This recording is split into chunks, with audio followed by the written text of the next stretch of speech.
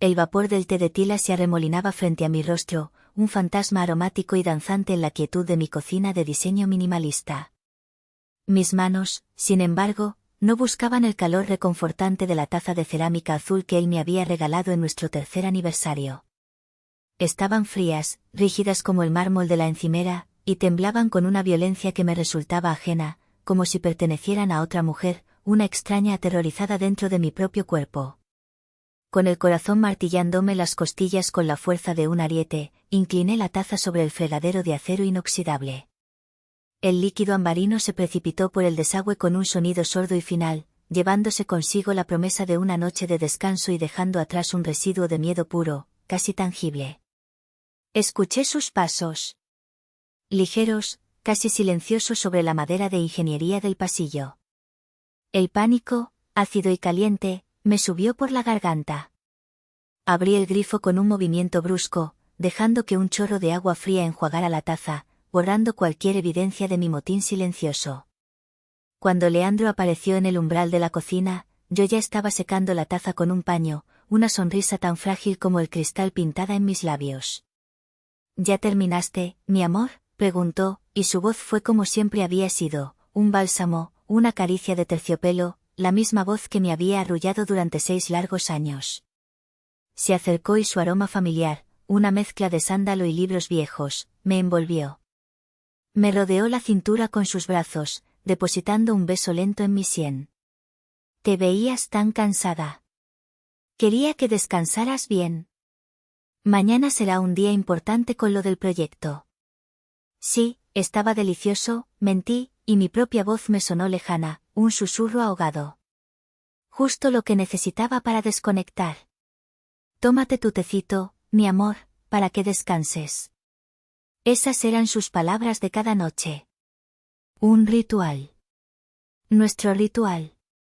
Y hasta hacía apenas un mes, había sido el ancla de mis días, la señal inequívoca de que el caos de mi vida como directora de estrategia digital en una de las fintech más agresivas de Santa Fe había terminado por hoy. Mi día terminaba ahí, en esa taza, en sus brazos. Hace un mes, mi vida era perfecta. O, para ser más precisa, era una simulación perfecta de la perfección. Tenía 34 años, una carrera que muchos envidiarían, un apartamento en Polanco con vistas al castillo de Chapultepec, y un esposo que parecía diseñado a medida por un comité de expertas en novelas románticas. Leandro era todo. Era el hombre que recordaba el nombre de mi profesora de piano de la infancia, el que me traía peonías, mis flores favoritas y las más difíciles de encontrar, sin motivo aparente, el que escuchaba mis interminables quejas sobre juntas directivas, proyecciones financieras y egos corporativos con una paciencia que rayaba en lo sobrehumano. Él, con su aire de artista bohemio, su supuesto y convenientemente vago negocio como comerciante de arte independiente, era el contrapeso perfecto a mi mundo corporativo, estructurado y, a veces, desalmado.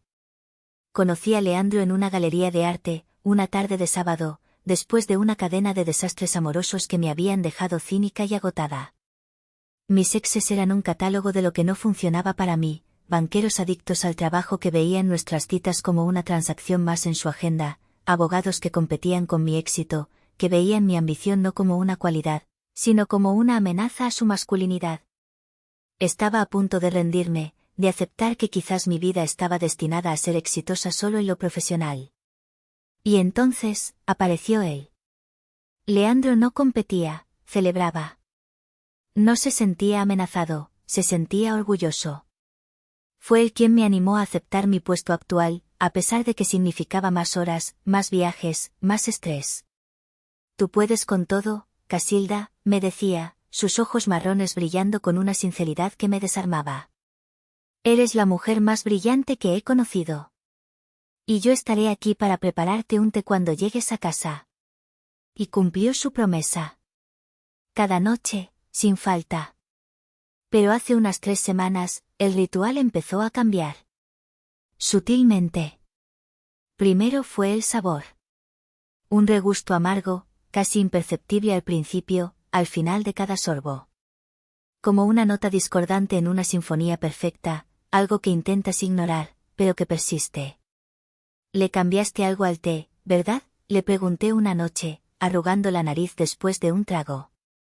Él sonrió, esa sonrisa que podía desarmar ejércitos, que podía convencer a cualquiera de cualquier cosa. Es una nueva mezcla de hierbas que me recomendaron en el mercado de San Juan. Un pequeño productor orgánico. Dicen que es extra relajante. Para el estrés del proyecto. Y le creí. Por supuesto que le creí. ¿Por qué no lo haría? Era Leandro. Pero luego vinieron los despertares, o más bien, los no despertares. No era el cansancio normal después de un día de 12 horas. Era una pesadez densa, plomiza, una niebla mental que tardaba horas en disiparse. Me despertaba con la sensación de no haber soñado, de haber estado ausente. Como si alguien hubiera apagado un interruptor en mi cerebro por 8 horas, dejándome en un vacío negro e insondable. Mis mañanas, antes mi momento más productivo, se convirtieron en una lucha brutal contra una resaca sin haber bebido una sola gota de alcohol. El estrés, me repetía como un mantra. Es el lanzamiento del Proyecto Quetzal. Es la presión. Mi mente, mi cuerpo, simplemente están agotados. Me aferraba a esa explicación con la desesperación de un náufrago a una tabla. Aceptar cualquier otra posibilidad era demasiado aterrador. Era impensable. Porque la otra posibilidad significaba que el hombre que dormía a mi lado, el hombre que conocía cada uno de mis secretos, cada una de mis vulnerabilidades, era un extraño. Y esa idea, esa simple idea, era suficiente para hacer que el mundo entero se sintiera como un lugar frágil, impredecible y profundamente peligroso. Las inconsistencias comenzaron a acumularse como polvo en un mueble olvidado. Pequeñas, casi invisibles por sí solas, pero juntas, empezaban a formar una capa gruesa y opaca sobre la brillante superficie de nuestra vida perfecta. Eran detalles que mi mente, entrenada para detectar patrones y anomalías en el mercado financiero, no podía seguir ignorando por mucho tiempo. Mi laptop de trabajo, un dispositivo que contenía información confidencial del Proyecto Quetzal y que yo, por costumbre y por protocolo de seguridad, siempre dejaba en modo de suspensión, la encontraba tibia por la mañana. No caliente, solo con ese calor residual que indica un uso reciente. Cuando le preguntaba a Leandro, su respuesta era siempre la misma, dicha con una paciencia infinita que, en lugar de calmarme, empezaba a irritarme. Mi amor, a veces las computadoras hacen actualizaciones automáticas por la noche. No te preocupes tanto, necesitas relajarte más. Su lógica era impecable, plausible. Y eso era lo más enloquecedor. Hacía que mis propias sospechas parecieran producto de una mente febril y estresada. Un día, no encontraba mi gafete de seguridad de la oficina. Era mi llave de acceso a todo, un objeto que cuidaba con paranoia. Lo busqué por todas partes, con un pánico creciente que me cerraba la garganta. Finalmente, Leandro lo encontró. Estaba en el bolsillo interior de un abrigo que yo no había usado en semanas. ¿Ves? Te dije que andabas muy distraída, dijo él, entregándomelo con una sonrisa que era una mezcla de triunfo y ternura. Menos mal que estoy yo para cuidarte. Me sentí aliviada, agradecida, pero también extrañamente violada. Yo no era una persona desorganizada. Mi vida entera se basaba en el orden, en el control, en saber exactamente dónde estaba cada cosa. ¿Cómo había llegado ese gafete hasta allí? Entonces, como un relámpago en una noche clara, un recuerdo me asaltó. Un recuerdo de hacía unos meses, un momento que en su día había archivado en mi memoria bajo la etiqueta de gesto de amor y que ahora adquiría un matiz siniestro y oscuro. Fue una tarde de domingo. Yo estaba frustrada, buscando un recibo en mi cartera, que como siempre era un desastre de tickets, tarjetas y papeles sueltos. Leandro se sentó a mi lado en el sofá, tomó mi cartera con delicadeza y dijo, a ver, déjame ayudarte a poner un poco de orden en este caos, mi pequeña genio despistada. Pasó casi una hora vaciando el contenido sobre la mesa de centro, clasificando todo en pequeños y pulcros montones. Tarjetas de crédito aquí, identificaciones allá, recibos para la declaración de gastos de este lado. Lo observé con una ternura infinita, pensando en lo increíblemente afortunada que era por tener un hombre que encontraba placer en cuidar de los pequeños detalles de mi vida. Ahora, al rebobinar esa escena en mi mente, la imagen era diferente. Veía sus manos, ágiles y precisas, sosteniendo mi INE, mi licencia de conducir, cada una de mis tarjetas bancarias. ¿Cuánto tiempo las tuvo en sus manos? ¿Qué pudo haber hecho en esos segundos en que yo desviaba la mirada para contestar un mensaje o acariciar a nuestro gato? La respuesta era obvia y terrible: fotografiarlas. Este era mi museo del dolor personal, una colección de momentos que antes eran preciosos y que ahora se sentían contaminados, radiactivos. Cada recuerdo de su atención, de su cuidado, era ahora una posible pieza de un rompecabezas que no quería armar, pero que se estaba montando solo en mi cabeza, pieza por pieza, traición por traición. La voz de la razón, la que finalmente me obligó a dejar de mentirme a mí misma, llegó en la forma de mi mejor amiga, Yaretsi. Nos conocíamos desde que éramos becarias en la misma empresa, dos jóvenes ambiciosas y ligeramente ingenuas tratando de abrirse paso en el competitivo y masculino mundo de las finanzas tecnológicas. Habíamos escalado juntas, celebrado nuestros ascensos con demasiado tequila y consolado nuestras decepciones amorosas con helado de chocolate. Ella conocía a la Casilda real, la luchadora, la estratega, no a la versión domesticada y embelesada que Leandro parecía haber cultivado con tanto esmero. Estábamos almorzando en un pequeño restaurante de comida corrida cerca de la oficina, un oasis de normalidad en medio del caos de Santa Fe. Yo apenas había probado mi ensalada de nopales. No sé qué me pasa, Yari, le confesé, moviendo un trozo de aguacate con el tenedor como si fuera la pieza de un juego de ajedrez. Estoy agotada todo el tiempo. Olvido cosas. A veces siento que estoy, no sé, como flotando. Como si no estuviera realmente aquí. Yaretsi dejó de comer y me miró fijamente, sus ojos oscuros y penetrantes no se perdían de nada. Tenía esa habilidad de ver más allá de mis palabras. ¿Desde cuándo te sientes así, exactamente? No sé, un mes, quizás. Desde que la presión del proyecto se puso realmente intensa. ¿Algo ha cambiado en este último mes? ¿Algún medicamento nuevo? ¿Un cambio en tu dieta? ¿Algo? Negué con la cabeza. No, nada. Bueno, lo de siempre. El trabajo, el estrés. Leandro me prepara mi té de tila todas las noches para ayudarme a relajar, pero eso no es nuevo, siempre ha sido así de lindo. El silencio de Yaretsi fue más elocuente que cualquier palabra. Dejó sus cubiertos a un lado del plato con un gesto deliberado y se inclinó sobre la mesa, bajando la voz. Amiga, no es por ser mala onda, y sabes que adoro a Leandro, pero, ¿no te parece raro que todo esto, el cansancio extremo, los olvidos, esa sensación de flotar, empezó justo cuando Leandro se volvió tan insistente con su tecito milagroso? La pregunta quedó suspendida en el aire entre nosotras, cargada de implicaciones. Mi primera reacción fue defensiva, un reflejo condicionado para proteger la imagen de mi matrimonio perfecto. ¿Qué quieres decir? Es solo un té. Es Leandro. Él me cuida. Lo sé, Cass. Y sé que lo adoras, dijo ella, su tono suavizándose, pero sin perder firmeza. Pero piénsalo. Eres la mujer más metódica y brillante que conozco.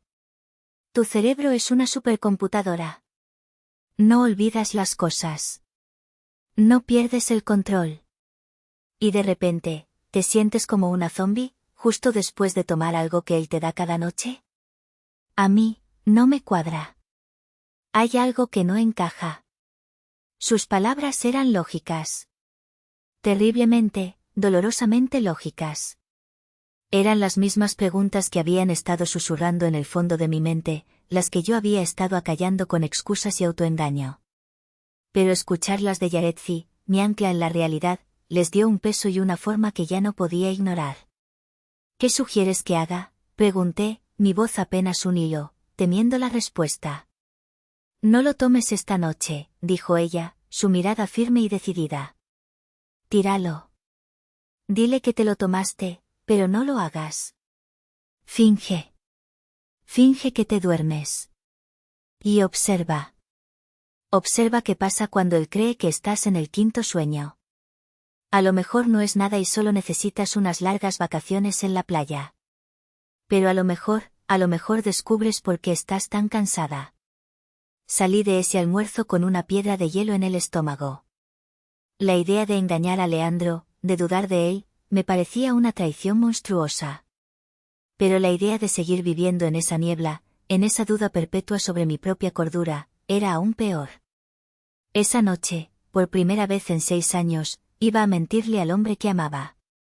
Y esa mentira, lo supiera o no, iba a salvarme la vida. Esa noche, el apartamento se sentía como un escenario. Cada sombra parecía un actor secundario esperando su entrada, cada crujido de la madera del piso era una línea de diálogo ominosa. Me sentía como una actriz a punto de salir a escena para el papel más importante de su vida, sin guión, sin red de seguridad y con todo en juego. A las 9 en punto, con la puntualidad de un reloj suizo, Leandro entró en el estudio donde yo pretendía terminar de revisar unos correos. Sostenía la taza de cerámica azul, el vapor ascendiendo en una espiral perezosa que, por primera vez, me pareció siniestra. Aquí tienes, mi amor, dijo, su sonrisa tan cálida y perfecta como siempre. Para que dejes de pensar en el trabajo y te relajes un poco. Has tenido un día muy largo. Mi corazón dio un vuelco doloroso. Tomé la taza, sintiendo su calor familiar en mis manos heladas. Gracias, cielo. Eres el mejor. Las palabras salieron de mi boca de forma automática, un eco hueco de cientos de noches anteriores. Pero por dentro, cada fibra de mi ser estaba en alerta máxima, vibrando con una mezcla de miedo y adrenalina. Bebí un sorbo diminuto, casi una caricia a la superficie del líquido, solo para que él viera el gesto. El sabor amargo estaba ahí, inconfundible, más pronunciado que nunca, o quizás era solo mi percepción, ahora afilada como un bisturí por la sospecha. Él se quedó de pie junto a mi escritorio, observándome. Esperando. La urgencia en su postura, esa quietud expectante, era casi palpable. Voy al baño un momento, dije, levantándome con la taza en la mano, un movimiento que esperaba pareciera casual. Ahora vuelvo para terminármelo. Claro, aquí te espero para darte las buenas noches. En el baño, cerré la puerta con el mayor sigilo posible, sin hacer ruido con el pestillo. Me incliné sobre el lavabo, conteniendo la respiración, y escupí el líquido, el sabor químico impregnando mi boca con una amargura que no era solo física. Abrí el grifo y me enjuagué repetidamente, como si pudiera lavar no solo el té, sino también la culpa, el miedo y la traición que sentía. Llené la taza con un poco de agua del grifo, lo justo para que pareciera que había bebido la mayor parte. Regresé al estudio, con el corazón latiendo desbocado en mi pecho. Le mostré la taza casi vacía. Estaba delicioso. Ya me siento más relajada. El rostro de Leandro se relajó en una sonrisa de pura satisfacción. Era una expresión que había visto 1000 veces, pero que ahora me parecía la sonrisa de un científico observando cómo su experimento funcionaba a la perfección. Bien. Ahora a la cama. Te ves exhausta. Era verdad. La tensión me estaba agotando más que cualquier jornada laboral. Pero esa noche, la fatiga era mi enemiga. Necesitaba estar despierta, alerta. Mientras me preparaba para dormir, realicé el movimiento clave de mi plan. Discretamente, activé la grabación de vídeo en mi teléfono. Lo había conectado a una batería externa, oculta tras el propio teléfono, para que no se apagara durante la noche. Con un movimiento que pretendía ser el de dejar el móvil cargando, lo coloqué en el buró, estratégicamente apoyado detrás de una pila de libros de arte que Leandro solía hojear. La cámara quedaba oculta a simple vista, pero la lente tenía una vista perfecta de la cama, mi lado de la cama, y lo más importante, de mi escritorio de trabajo al otro lado de la habitación. Me metí en la cama y cerré los ojos, concentrándome en mi respiración como si fuera un mantra de supervivencia. Lenta. Profunda. Rítmica. El tipo de respiración de alguien que se ha rendido al abrazo profundo del sueño. Leandro entró en la habitación unos minutos después. Se quedó de pie junto a la cama, una presencia imponente en la penumbra. Sentí su sombra sobre mí. La espera fue una tortura. Cada segundo se estiraba hasta convertirse en una eternidad. Podía oír el zumbido de mi propia sangre en mis oídos, un sonido ensordecedor en el silencio del apartamento. «¿Casilda?», susurró, su aliento cálido cerca de mi oído. No respondí. Mantuve mi cuerpo flácido, mi rostro relajado, mi respiración constante. «Mi amor, ¿estás dormida?». Silencio. Absoluto. Sentí su mano en mi hombro, sacudiéndome con una suavidad que desmentía la tensión que yo sabía que debía sentir. Fue el momento más difícil. Tuve que usar cada gramo de mi autocontrol para no tensar un solo músculo, para no delatar el terror que me recorría como una descarga eléctrica. Satisfecho, se apartó. Escuché sus pasos alejarse de la cama. Contuve la respiración, esperando que se acostara a mi lado. Pero no lo hizo. Escuché el suave clic de la puerta del armario, el roce de la tela. Luego, un silencio que duró varios minutos. ¿Qué estaba haciendo? La curiosidad y el miedo luchaban dentro de mí, una batalla campal. Quería abrir los ojos, mirar, pero sabía que un solo movimiento en falso podría arruinarlo todo, podría ponerme en un peligro que ni siquiera alcanzaba a comprender. Finalmente, sus pasos se dirigieron hacia el otro lado de la habitación. Hacia mi santuario. Hacia mi escritorio. Escuché el suave chirrido de la silla de mi oficina al ser ocupada. Y luego, el sonido inconfundible del teclado de mi laptop. Clic, clic, clic. Clic, estaba despierto. Estaba trabajando. En mi computadora. Mientras yo, supuestamente, yacía drogada e inconsciente a solo unos metros de distancia. La noche apenas comenzaba, y la verdad ya empezaba a mostrar su rostro monstruoso, iluminado por el brillo frío de la pantalla de mi ordenador. La mañana siguiente llegó con una lentitud agónica, cada minuto era una prueba de resistencia para mis nervios destrozados.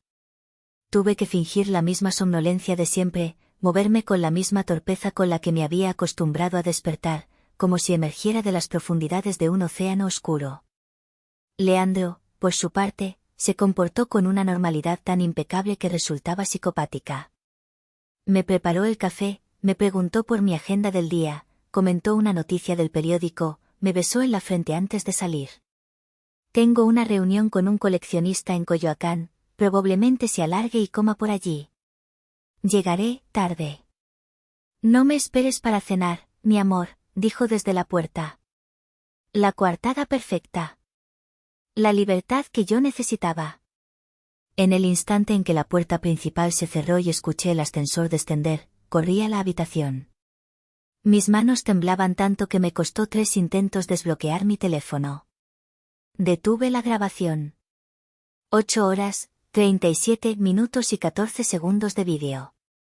Me senté en el borde de la cama, la misma cama que había sido mi escenario y mi prisión, y con una sensación de vértigo, le di al play. Los primeros 30 minutos mostraban mi actuación, mi respiración acompasada en la penumbra. Luego, la entrada de Leandro, su susurro, la sacudida. Verlo desde esa perspectiva, como una espectadora de mi propia vulnerabilidad, fue nauseabundo. Era como ver una película de terror sabiendo que la protagonista eras tú. Y entonces, después de que él se convenciera de mi estado, comenzó el verdadero horror. La grabación mostraba a Leandro, no como mi esposo, sino como un operativo. Se movía con una calma, una eficiencia y una falta de emoción que helaban la sangre. Caminó hacia mi escritorio. Se sentó en mi silla. Abrió mi laptop y, sin dudar un instante, sin un solo intento fallido, tecleó mi contraseña. Un escalofrío violento me recorrió de pies a cabeza. ¿Cómo la sabía? Nunca se la había dicho. Era una combinación compleja de letras y números relacionada con mi primer trabajo, un detalle de mi vida que él no tenía por qué conocer. Debió haberme observado durante semanas, memorizando el movimiento de mis dedos, estudiando mis hábitos. Durante casi 1 hora, la pantalla de mi teléfono mostró a mi esposo navegando por el laberinto de mis archivos. No miraba mis fotos personales ni mis redes sociales. Iba directo a la yugular. Abrió la carpeta encriptada del Proyecto Quetzal. Lo vi abrir documentos de estrategia, proyecciones financieras, análisis de seguridad de la plataforma, los protocolos de encriptación. Y lo peor de todo, sacó su propio teléfono, un modelo diferente al que usaba conmigo, y empezó a fotografiar la pantalla, una por una, capturando cada pieza de información confidencial, cada secreto corporativo, cada ventaja competitiva que nuestra empresa poseía.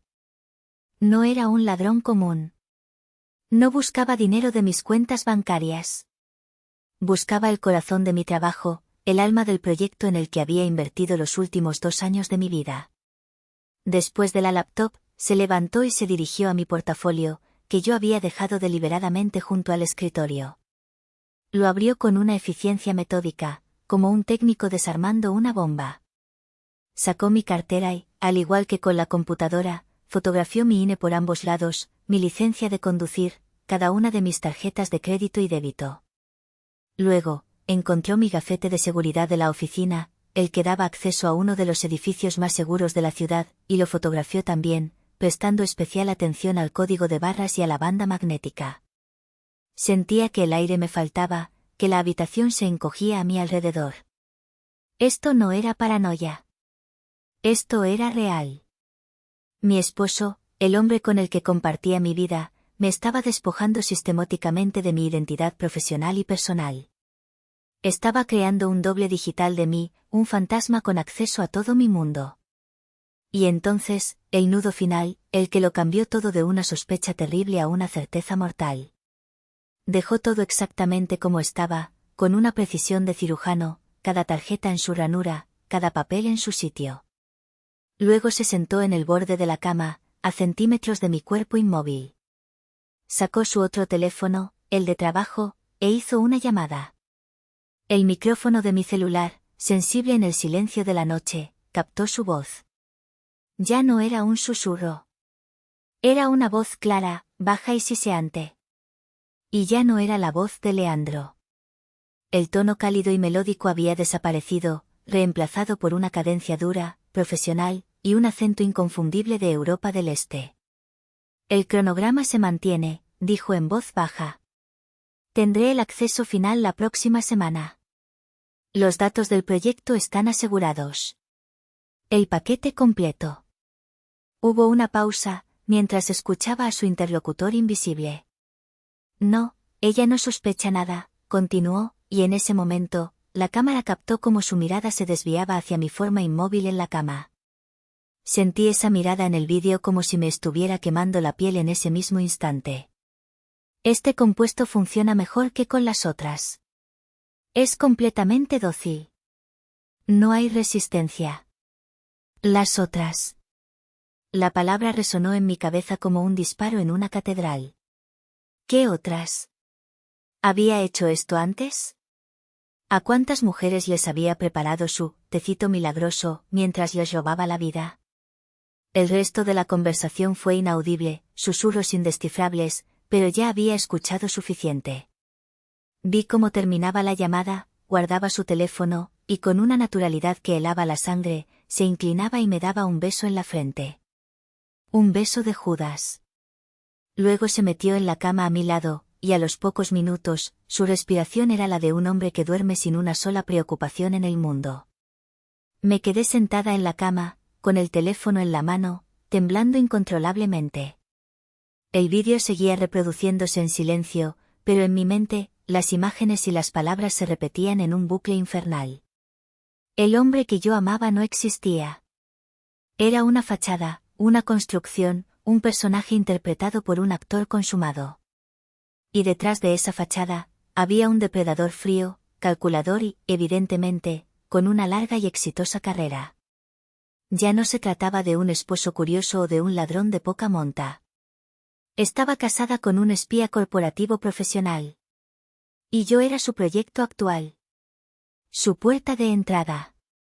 Y quizás, su víctima final. Mi primer instinto fue correr. Salir de ese apartamento, de esa vida, y no mirar atrás. Mi segundo instinto fue llamar a la policía. Pero, ¿qué les diría exactamente que pudiera sostenerse en un tribunal? ¿Que mi esposo había mirado mi computadora? Técnicamente, estábamos casados, y él podría argumentar que tenía mi permiso. Que le había tomado fotos a mis tarjetas. Podría inventar 1000 excusas plausibles. La llamada era mi única prueba contundente de una conspiración, pero la voz era susurrante, el audio no era perfecto. Un buen abogado podría destrozarlo. Necesitaba algo más. Necesitaba saber quién era él en realidad. Necesitaba desmantelar la mentira de Leandro Vargas. Solo había una persona en el mundo en la que podía confiar para una tarea así. Envié el archivo de vídeo a Yaretzi con un simple mensaje de texto: necesito ayuda. Es peor de lo que imaginamos. Reúnete conmigo en 1 hora. El lugar de siempre. Ven, sola. Su llamada entró menos de 5 minutos después. No hubo un, te lo dije. Solo el sonido de su respiración agitada al otro lado de la línea. Casilda, ¿dónde estás? ¿Estás a salvo? Él está contigo. Estoy en casa.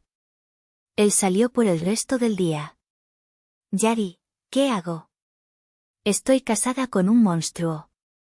Mi voz se quebró por primera vez. No hagas nada. No toques nada. Y sobre todo, actúa con total normalidad si regresa antes de lo previsto. No dejes que se dé cuenta de que sabes algo, dijo ella, su voz firme, tomando el control que yo había perdido. Tengo a alguien que puede ayudarnos. Es mi primo, Ciro. Es discreto. Y muy, muy bueno en lo que hace. Ciro resultó ser un investigador privado. Un hombre de pocas palabras y ojos grises que parecían ver a través de las apariencias. Nos reunimos esa misma tarde en un café anónimo y ruidoso en la colonia Roma, el tipo de lugar donde nadie presta atención a nadie. Le mostré el vídeo en una tablet y le di toda la información que tenía sobre Leandro, su nombre completo, su supuesta fecha de nacimiento, los pocos detalles que me había contado de su pasado, un pasado convenientemente vago, con padres fallecidos en un accidente y sin lazos familiares cercanos. Ciro escuchó en silencio, su rostro impasible, asintiendo de vez en cuando. Esto es profesional, dijo al final, su voz grave. El movimiento de sus manos, la forma en que fotografía los documentos, la seguridad con la que se mueve. No es un simple estafador. Es un operativo entrenado. La palabra operativo me provocó un escalofrío. Necesitaré un par de días y un anticipo. Le transferí los fondos sin dudar. Fueron las 48 horas más largas y tensas de mi vida. Tuve que seguir con la farsa, sonreírle a Leandro cuando regresó por la noche, dejar que me abrazara, y cada noche, realizar el ritual de tirar el té a escondidas y fingir un sueño que no sentía. El miedo era un compañero constante, un nudo frío y pesado en mi estómago. Cada palabra suya era una mentira, cada caricia un acto de traición. La llamada de Ciro llegó cuando estaba en medio de una junta. Me disculpé, alegando una emergencia familiar, y salí a un pasillo desierto. Tengo algo, dijo Ciro sin preámbulos. O más bien, no tengo nada. Leandro Vargas, no existe. Es un fantasma. No hay acta de nacimiento en los registros, no hay CURP válido, no hay registros fiscales antes de hace 7 años. Su título universitario es de una institución fantasma en línea. Es una identidad completamente fabricada, creada desde cero. Sentí que el suelo se abría bajo mis pies. Estaba casada con un hombre que no existía. Pero encontré algo más, continuó, y su voz se endureció. Usé un software de reconocimiento facial con las fotos que me diste. Lo crucé con bases de datos públicas y de noticias. Hubo una coincidencia. Una muy débil, de un artículo de un periódico de Monterrey de hace 2 años. Una arquitecta brillante llamada Noemí Garza. Desaparecida. El caso se enfrió y se cerró. Su prometido, un curador de arte europeo, fue la última persona en verla. También desapareció poco después. La foto del prometido es granulada, de baja resolución, pero estoy seguro al 99%, Casilda. Es él. El nombre de Noemí Garza se grabó a fuego en mi cerebro. Desaparecida. La palabra era un eufemismo amable para algo mucho más siniestro. De repente, esto ya no era solo sobre espionaje corporativo o robo de identidad. Era sobre una mujer que se había desvanecido de la faz de la tierra. Y yo estaba casada con el hombre que, con toda probabilidad, la había hecho desaparecer. Con el informe demoledor de Ciro y el vídeo como evidencia irrefutable, Yaretzi y yo fuimos directamente a la División de Delitos Complejos de la Policía de Investigación. Nos recibió el inspector Galván, el mismo hombre que había visto en las noticias resolviendo casos importantes. Era un hombre de unos 50 años, con un rostro curtido por la experiencia y una mirada que no dejaba lugar a tonterías. Al principio, su escepticismo era palpable. Escuchó mi historia con una paciencia estudiada, probablemente pensando que era otro drama de celos o dinero entre la gente rica de Polanco. Pero su actitud cambió en el momento en que puse el vídeo en la pantalla de la laptop de su oficina. Observó en silencio, su rostro endureciéndose con cada minuto que pasaba. Cuando escuchó la voz de Leandro, la voz del otro hombre, fría y con acento, el inspector Galván se enderezó en su silla. La apatía profesional fue reemplazada por una concentración afilada y peligrosa. Y cuando Ciro le envió por correo el informe sobre la identidad falsa y la conexión con el caso sin resolver de Noemí Garza, Galván supo que esto era grande. Señora, dijo, su tono ahora completamente serio, dirigiéndose a mí con un respeto que antes no estaba. Lo que usted ha descubierto es mucho más que un esposo infiel. Este hombre es un depredador profesional. Necesito que nos ayude a atraparlo. Necesitamos atraparlo con las manos en la masa, con evidencia física. ¿Cree que pueda seguir actuando una noche más? La idea me aterrorizaba hasta la médula. Volver a ese apartamento, a esa cama, sabiendo lo que sabía. Pero la imagen del rostro sonriente de Noemí Garza, que había buscado en internet, me dio una fuerza que no sabía que tenía. Asentí, mi garganta demasiado seca para hablar. Esta noche, continuó Galván, trazando un plan rápido, queremos que repita exactamente lo que hizo. Finja beber el té, finja dormir. Pero esta vez, usted sabrá qué buscar. Sospechamos que debe tener un lugar seguro en la casa donde guarda sus herramientas de trabajo, identidades falsas, dinero, quizás algo más. Sus hombres, nuestros hombres, estarán vigilando el edificio. Tendremos un equipo de audio monitoreando en tiempo real desde una camioneta al otro lado de la calle. A la menor señal de peligro, a la palabra clave que acordemos, entraremos. La palabra clave era, Quetzal. Esa noche, el miedo era diferente. Ya no era el miedo a lo desconocido, sino el miedo paralizante a lo que sabía que era real. Cuando Leandro me dio el té, tuve que reprimir las ganas de lanzárselo a la cara y gritar. Fingí beber, fingí mi somnolencia, y me metí en la cama, que ahora se sentía como la guarida de una araña. Mi corazón latía con una furia sorda. Ya no era solo una víctima, era el cebo. Y estaba cazando a un monstruo. Esperé en la oscuridad, con los ojos cerrados pero cada uno de mis sentidos alerta a un nivel casi doloroso. Leandro repitió su rutina, se aseguró de que yo estuviera inconsciente, caminó hacia mi escritorio, revisó mi computadora, aunque esta vez fue más breve, como si solo estuviera comprobando que no había nada nuevo. Pero luego, hizo algo diferente. Se dirigió a un rincón de la habitación que estaba parcialmente oculto por un gran sillón de lectura. Lo vi arrodillarse y levantar la esquina de la pesada alfombra persa que adornaba el suelo de madera. Con una pequeña herramienta que sacó de su bolsillo, una especie de espátula delgada y metálica, hizo palanca en una de las tablas del piso. La tabla se levantó sin hacer el menor ruido, revelando un hueco oscuro y rectangular debajo. Mi respiración se quedó atrapada en mis pulmones. Con un cuidado casi reverencial, extrajo una caja metálica del tamaño de una caja de zapatos. La llevó hasta la cama y, con una llave que sacó de su cuello, la abrió. Hice un esfuerzo sobrehumano para entreabrir mis párpados, solo una rendija minúscula, rezando para que no lo notara. La luz de la lámpara del pasillo era suficiente para iluminar el tesoro de su verdadera vida. Lo primero que vi fue el dinero. Fajos y fajos de billetes, perfectamente ordenados. Pesos mexicanos, sí, pero también fajos gruesos de dólares y euros.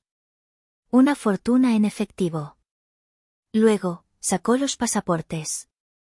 Pude contar al menos 4, además del que usaba como Leandro Vargas. Los abrió brevemente, uno por uno.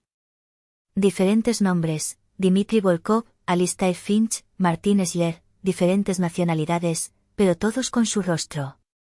En cada foto, su expresión era ligeramente diferente, más dura, más fría, sin rastro de la calidez de Leandro. Después vino una pequeña bolsa de terciopelo negro. La vació sobre la colcha, a centímetros de mi mano inmóvil. Un puñado de joyas de mujer. Un anillo de compromiso con un diamante que no era el mío, un par de aretes de perlas clásicos, un delicado collar de oro con un dije de colibrí, trofeos, recuerdos de «las otras», ¿era ese el collar de Noemí? La idea me provocó náuseas.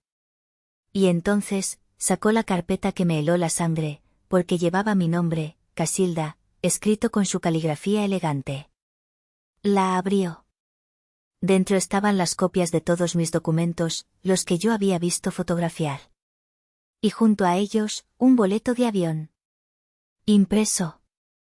Un vuelo solo de ida de la Ciudad de México a Zúrich, con fecha para el próximo viernes, justo un día después de la fecha de lanzamiento oficial del Proyecto Quetzal. Mi plan de escape. Su plan de escape. Pero lo último que sacó de la caja fue lo que confirmó que mi vida no valía nada para él, que yo era simplemente un activo a liquidar. Un pequeño frasco de vidrio, sellado, lleno de un líquido transparente como el agua. Y a su lado, una jeringa nueva, todavía en su empaque estéril de plástico. No era un plan de abandono. Era un plan de eliminación. Iba a robar la información, vaciar las cuentas que pudiera, y luego, me iba a borrar del mapa, asegurándose de que no quedaran cabos sueltos. La desaparición de Noemí Garza ya no era una teoría. Era un ensayo. Y yo estaba a punto de ser el estreno de su próxima obra macabra. El día siguiente fue una obra de teatro surrealista. Tuve que asistir a la oficina, liderar las reuniones finales del Proyecto Quetzal, sonreír, tomar decisiones, y fingir una normalidad casi esquizofrénica mientras mi mundo interior era un campo de batalla. Cada correo que enviaba, cada llamada que hacía, se sentía como un acto de un fantasma. Mientras tanto, el equipo del inspector Galván estaba trabajando en mi apartamento, convirtiendo mi hogar en una trampa sofisticada. Instalaron micrófonos y cámaras en miniatura en la sala y el comedor, tan pequeños que eran invisibles a simple vista. Oficiales de civil, haciéndose pasar por repartidores de comida o vecinos nuevos, tomaron posiciones estratégicas en el edificio y en la calle. Todo estaba listo. Cuando llegué a casa esa tarde, el aire estaba cargado de una tensión eléctrica que casi podía saborear. Leandro, o Dmitry, ajeno a todo, estaba más encantador que nunca. Había preparado mi platillo favorito, cochinita pibil, y había abierto una botella de vino de un viñedo del Valle de Guadalupe que habíamos visitado en nuestro aniversario. La escena era de una domesticidad perfecta y nauseabunda. Para celebrar por adelantado tu gran lanzamiento, mi amor, dijo, sirviéndome una copa de vino tinto. Estoy tan increíblemente orgulloso de ti. La hipocresía era tan espesa que casi podía cortarse con un cuchillo. Llevaba un pequeño micrófono oculto en el broche de mi blusa, un regalo de Yaretzi que ahora servía como mi salvavidas. Sabía que cada palabra, cada sonido, cada tintineo de los cubiertos, estaba siendo escuchado por Galván y su equipo en una camioneta al otro lado de la calle. Cenamos. Hablamos de banalidades. El tráfico imposible en el periférico, el clima extrañamente frío para ser octubre, los planes para el fin de semana, un fin de semana que él sabía que yo no vería. Cada sonrisa suya era una máscara, cada caricia en mi mano una mentira calculada. Mi propia actuación me estaba dejando sin aliento. Mantenía una conversación ligera sobre vinos y arte mientras por dentro, mi mente repasaba una y otra vez lo que tenía que hacer, las líneas que tenía que decir para desenmascarar al monstruo. Dejé los cubiertos a un lado, formando una cruz sobre el plato a medio comer. Era el momento. El corazón me latía tan fuerte que temía que el micrófono lo captara como un tambor. Leandro, empecé, y me sorprendió la firmeza de mi propia voz. Necesito preguntarte algo muy serio. Lo que sea, cariño, respondió él, tomando un sorbo de vino, mirándome por encima del borde de la copa con esos ojos que yo había amado con una devoción ciega. Tomé aire, un sorbo de valor líquido. ¿Conoces a una mujer llamada Noemí Garza? Por un instante, solo un instante infinitesimal, la máscara se resquebrajó. Vi un destello de algo gélido en su mirada, un cálculo rápido y peligroso. Pero se recompuso casi de inmediato, adoptando una expresión de adorable confusión. ¿Noemí qué? No, mi vida, no me suena el nombre. ¿Quién es? ¿Alguien de tu oficina? Una arquitecta. De Monterrey. Desapareció hace 2 años, dije, sin apartar mis ojos de los suyos, buscando la verdad detrás de su actuación. Él soltó una pequeña risa, un sonido condescendiente. Mi amor, ¿qué te pasa, otra vez con tus historias? Lees demasiadas novelas de misterio. Te está afectando la imaginación. No es una historia, Leandro. O debería decir. ¿Dimitri? El nombre lo golpeó como una bofetada física. Dejó la copa sobre la mesa con un golpe seco, y un poco de vino se derramó como una mancha de sangre sobre el mantel blanco. El color desapareció de su rostro. La sonrisa se desvaneció, reemplazada por una quietud mortal, depredadora. No sé de qué estás hablando, siseó, y su voz, por primera vez, perdió la melodía aterciopelada que yo conocía. Creo que si lo sabes, continué, sintiendo una extraña y fría calma apoderarse de mí. Era la calma del ojo del huracán, el silencio antes de la destrucción. Sé lo que hay en la caja bajo el piso de la habitación. Sé de los pasaportes, del dinero, de las joyas que no son mías, como el pequeño dije de colibrí. Sé sobre el proyecto Quetzal y tu vuelo solo de ida a Zúrich. Y sé lo que planeabas hacerme el viernes por la mañana con el contenido de ese pequeño frasco. El hombre sentado frente a mí ya no era Leandro en lo absoluto. El cambio fue aterrador y completo. Su postura se relajó, pero de una manera felina, peligrosa. Una sonrisa torcida, desprovista de cualquier calidez o afecto, se dibujó en sus labios. Y cuando habló, su acento de Europa del Este, el que había escuchado en la grabación, emergió, denso y amenazante como la niebla. Eres más lista de lo que pensé, dijo, casi con una pizca de admiración retorcida. Un error de cálculo por mi parte. Subestimé el efecto del estrés. Debí terminar contigo antes. Se levantó de la silla. Su movimiento no fue brusco, sino deliberado, fluido, como el de una pantera preparándose para saltar. Mi corazón se detuvo. Sabía que el equipo estaba escuchando, pero en ese momento, en esa habitación, estábamos solo él y yo. Y yo era su cabo suelto, su error a corregir.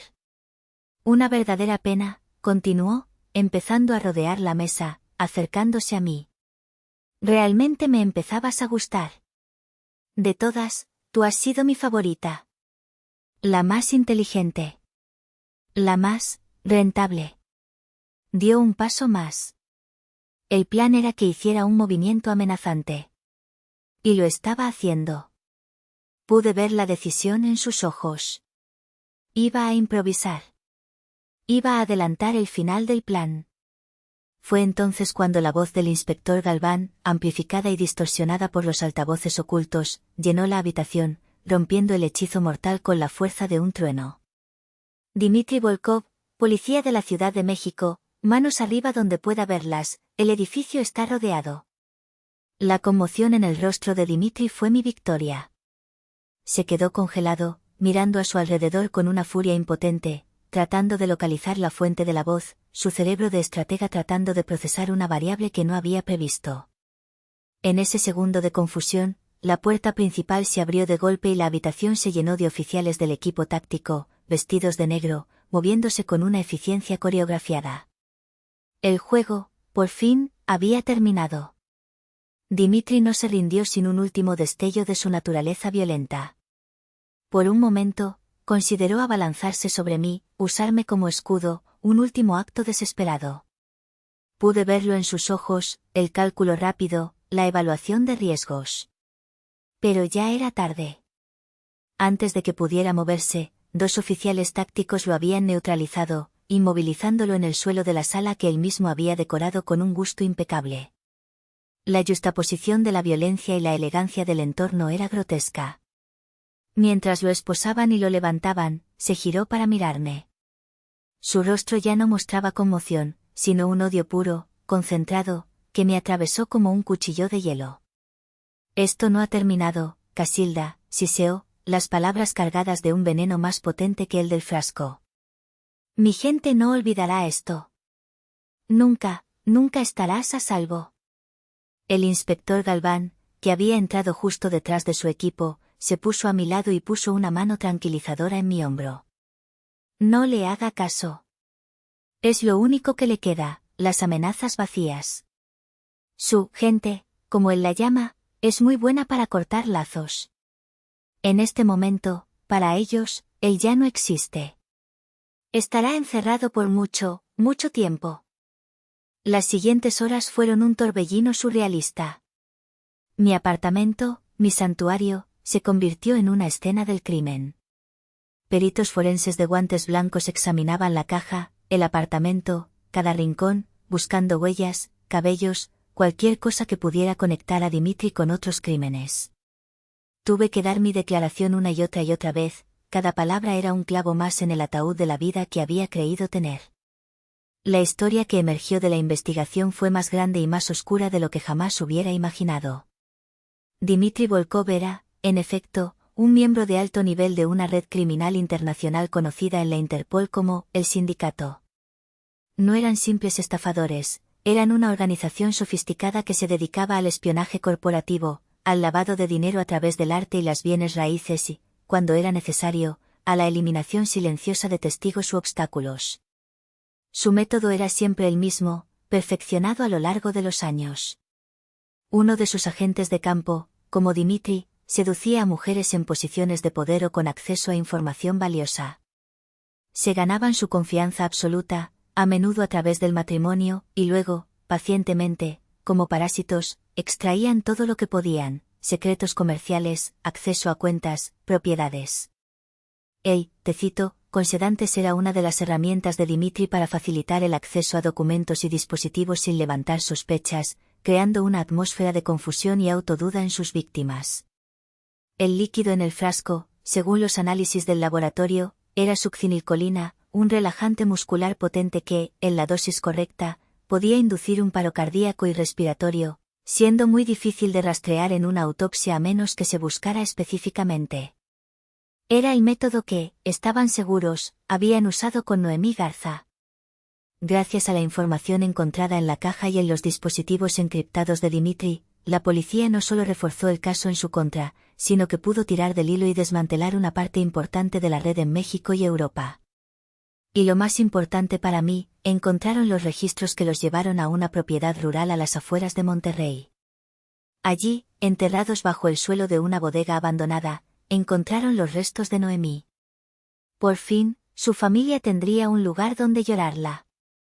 Se hizo justicia para ella. El juicio fue largo y mediático. Dimitri intentó jugar todas las cartas, declarándose una víctima, un simple estafador atrapado en un juego más grande. Pero las pruebas eran abrumadoras. Mi testimonio, el vídeo, el contenido de la caja, la evidencia forense del caso de Noemí, no había escapatoria. Fue sentenciado a la pena máxima, cadena perpetua, sin posibilidad de libertad condicional. La amenaza de su gente nunca se materializó. Galván tenía razón. Para el sindicato, él se había convertido en un riesgo, un cabo suelto. Lo habían abandonado a su suerte. Estaba solo. Cuando el martillo del juez dictó la sentencia final, resonando en la solemne sala del tribunal, no sentí la euforia ni la alegría vengativa que las películas te hacen esperar. Sentí algo mucho más tranquilo y profundo, un inmenso y pesado alivio. La pesadilla había terminado. El monstruo estaba enjaulado. Pero las cicatrices, sabía, permanecerían conmigo para siempre. No podía seguir viviendo en ese apartamento. Cada rincón guardaba un eco de sus mentiras. Cada objeto que habíamos comprado juntos estaba manchado. No podía seguir trabajando en esa empresa, donde el proyecto que tanto amaba se había convertido en el arma de mi casi destrucción. Necesitaba un borrón y cuenta nueva. Vendí el departamento, renuncié a mi trabajo con una generosa indemnización y una cláusula de confidencialidad, y me mudé. Elegí Querétaro, una ciudad hermosa y más tranquila, un lugar para sanar, para respirar, para reconstruirme desde los cimientos. Los primeros años fueron difíciles. La terapia se convirtió en mi nuevo ritual, uno que yo controlaba. Tuve que aprender a confiar de nuevo, una tarea hercúlea. Primero, en mi propio juicio, que se había visto tan brutalmente comprometido que dudaba de cada decisión, desde la más trivial hasta la más importante. Luego, en los demás. Cada gesto amable de un hombre, cada palabra de afecto, era analizada bajo un microscopio de sospecha. Las pesadillas eran frecuentes. A veces soñaba con el sabor amargo del té, otras con la mirada vacía de Dimitri mientras era arrestado, prometiendo una venganza que nunca llegaría. Pero no dejé que él ganara. No dejé que la oscuridad que trajo a mi vida apagara mi propia luz. Me negué a ser una víctima por el resto de mis días. La experiencia me había roto, sí, pero como el arte japonés del kintsugi, me había reconstruido con vetas de oro. Me había mostrado una vulnerabilidad que no sabía que tenía, pero también me había revelado una fortaleza que nunca había necesitado usar. 2 años después de la sentencia, Yaretsi, mi ancla, mi roca, mi hermana de otra sangre, también decidió que era hora de un cambio. Cansada del mundo corporativo, se mudó a Querétaro y juntas, hicimos algo que nunca habíamos planeado, algo que nació de las cenizas de mi antigua vida. Fundamos nuestra propia empresa. Una consultora de ciberseguridad y gestión de riesgos. Pero con un enfoque único, casi personal. Nos especializamos en proteger a mujeres ejecutivas, a líderes de alto perfil, a emprendedoras, contra la ingeniería social, el fraude romántico y las amenazas personales que tan a menudo se entrelazan con los riesgos profesionales. Transformé mi dolor en un escudo para otras. Usé la inteligencia que Dimitri intentó explotar para construir defensas, para enseñar a otras mujeres a reconocer las señales que yo ignoré. Cada vez que ayudamos a una clienta a identificar una amenaza, cada vez que le damos las herramientas para protegerse, siento que le arrebato una pequeña victoria a él y a la gente como él. Dimitri me robó 6 años de mi vida, me robó la inocencia y la capacidad de confiar ciegamente. Pero no pudo robarme mi futuro. Me obligó a enfrentar la parte más oscura de la naturaleza humana, pero en el proceso, me ayudó a descubrir la parte más fuerte e indomable de mí misma. A veces, por la noche, mientras me preparo un té, ahora solo de manzanilla, que yo misma compro en hebras y preparo con mis propias manos, me pregunto, ¿fui tonta por creerle? ¿Fui ingenua? Oh, y esta es la pregunta que realmente me mantiene despierta. Cualquiera, absolutamente cualquiera, podría haber caído en su trampa tan perfectamente diseñada, tan cruelmente personalizada.